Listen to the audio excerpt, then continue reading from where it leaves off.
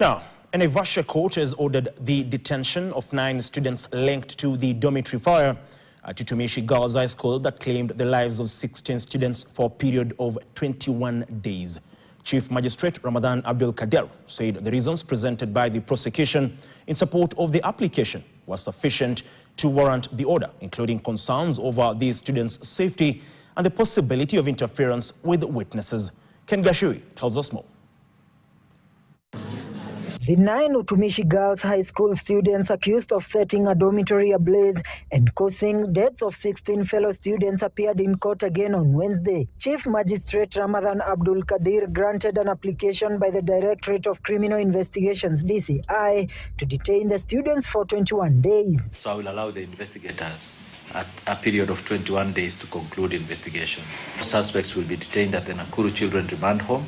And of course, I expect that there will be measures put in place to ensure that they are safe while there. The matter will be mentioned on 24th of June 2026 for further orders of the court. The court agreed with the prosecution that there was a likelihood that the students could interfere with witnesses if released on bail. It is not disputed by the defense that the accused persons hail from the same locality as the potential witnesses. Stringent bond terms cannot guarantee safeguards to the integrity of the trial process. Neither can it guarantee the progress of this case to finality. In our case, the potential key witnesses are themselves minors and fellow students like the respondents.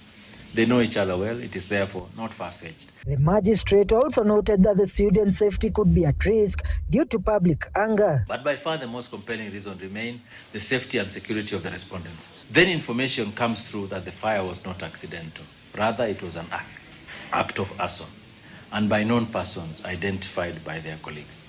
One can only expect their outpouring rage. It is not far-fetched that some have thought of revenge. This meets the threshold for measure of last resort.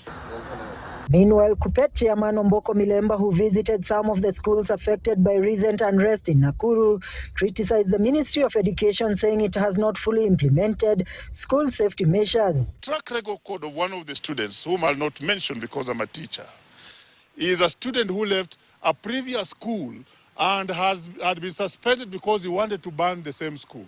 The matter went to the ministry up to the level of the county director, and an advisory was given that this particular child goes to a day school. Instead, a ministry official called out that the student must go to this school, where now she was the ringleader and has banned the school. He further said that some schools had been forced to admit students beyond their capacity, citing Utumishi Girls as an example. The school had a capacity of only 200 grade 10 students, but the ministry gave them 400 students. That school is also sponsored by the Kenya Police Service. So the sponsors also demanded more chances and were given 81 students. So the entrance is 481 to 500 grade 10. So the congestion is there. Who is the cause of the congestion?